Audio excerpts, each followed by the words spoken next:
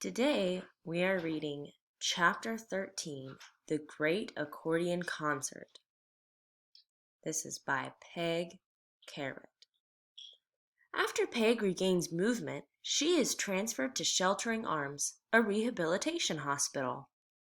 There she lives with a group of other girls her age who are also recovering from polio.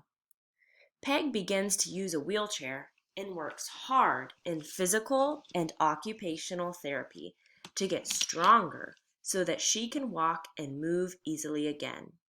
Her parents come to visit every week, and she and her roommates have fun together, even as they face the challenges of polio.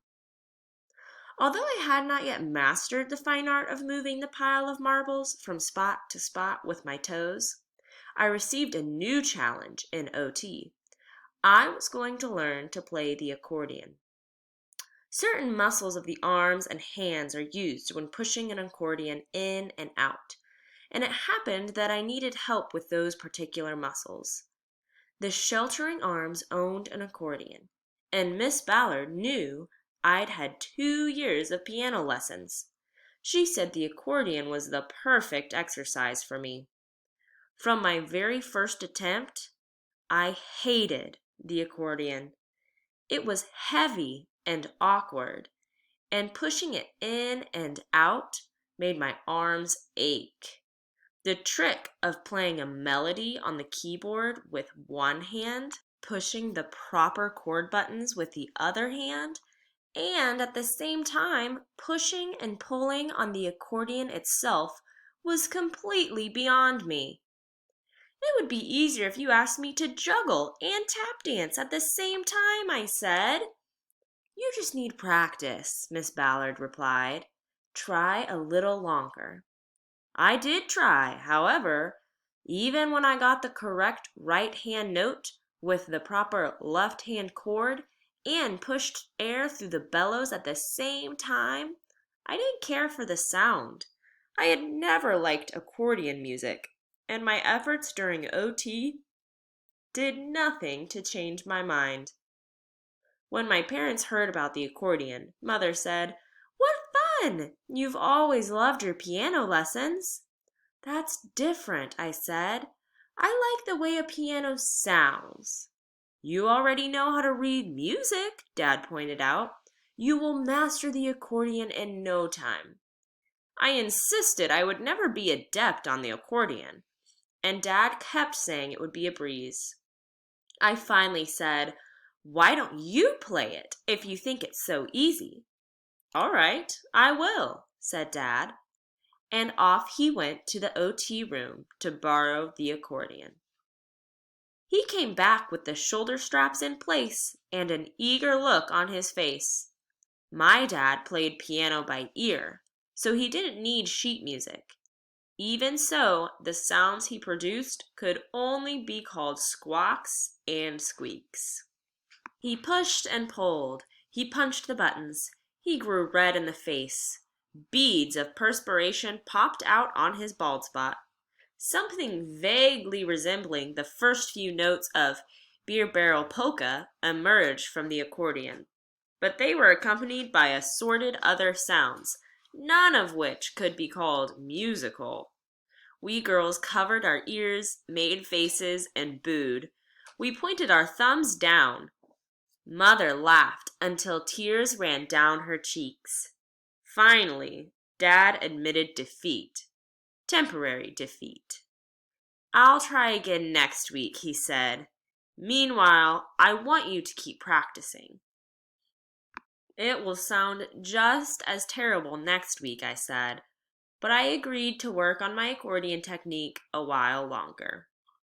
The following Sunday, we could hardly wait to tease Dad about his musical fiasco.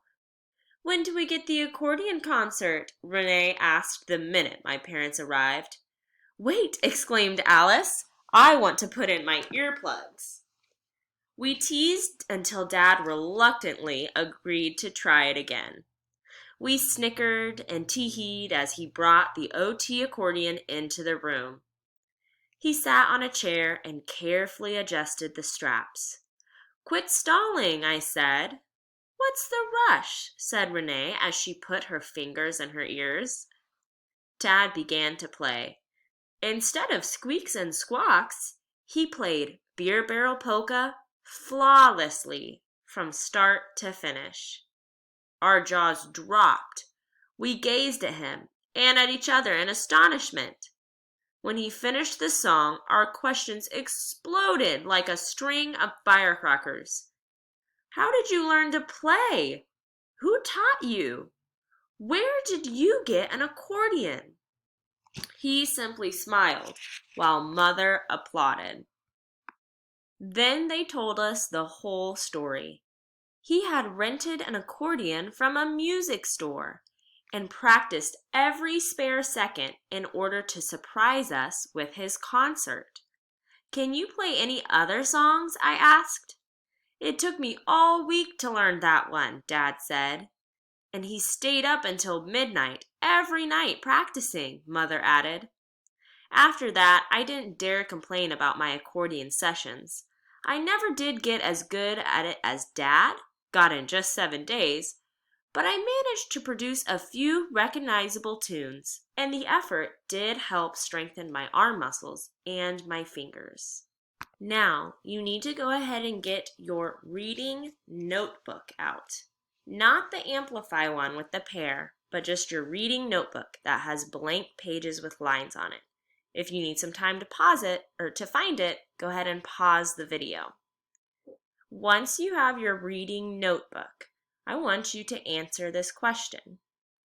In this sentence that reads, "From my very first attempt, I hated the accordion. It was heavy and awkward, and pushing it in and out made my arms ache."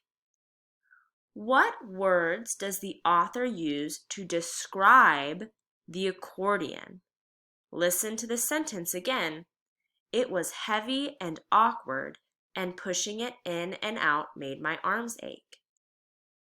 You should write down 2 words that the author uses to describe the accordion. Pause the video to write those down. Now, with that same sentence, what physical action does the author describe that she has to do in order to get the accordion to work? Listen to the sentence one more time. It was heavy and awkward, and pushing it in and out made my arms ache. So what did the author have to do to get the accordion to work? Hint, whatever she did made her arms ache. Go ahead and pause the video to write your answer down to that question. One more question before we read more of the story. How did the author feel about the accordion? Did they like it? Did they not like it? Did they hate it? Maybe they loved it. I want you to write down at least one feeling that you think the author felt about having to play the accordion. I'm going to read this paragraph for some help. "I did try, however, even when I got the correct right-hand note with the proper left-hand chord and pushed air through the bellows at the same time. I didn't care for the sound. I had never liked accordion music, and my efforts during OT did nothing to change my mind." Pause the video if you need to and write down your answer to the question of how did the author feel about playing the accordion. Now we are going to read chapter 14, Goodbye Silver, Hello Sticks. After weeks of intensive therapy, Peg is finally ready to walk again with her newly arrived walking sticks. 2 weeks after I got my sticks, Miss Ballard told me I was strong enough to use them exclusively. I didn't need Silver anymore. "You gave me a lot of good rides," I whispered as I patted Silver's side for the last time. I blinked back tears, feeling foolish. I had looked forward to this day for months, and now that it was here, I was all weepy about leaving my wheelchair behind. Silver had carried me to school, distributed countless treats, and taken me safely to OT. my sessions with Miss Ballard, and visits with my other patients, and special events in the sunroom. I'd had many fine times, including my 13th birthday in that wheelchair. As I thought about them, I realized that even if I had never grown strong enough to leave Silver, I still would have been able to lead a happy life. I took Silver for a farewell trip, which ended with a high-speed dash down the hall, a screech of brakes, and a final shout of, "Hi-yo, Silver, away!" Teetering on the two rear wheels, I tipped farther back than I had ever gone before. It was a terrific last ride. Now, you're going to go to Seesaw and take a picture of the answers that you wrote down in your reading notebook. You're going to turn them into the spot that says Amplify Activity 12.1. And it's okay that yours is not from your Amplify notebook. That's just where you're going to turn in the answers that you wrote down to the questions.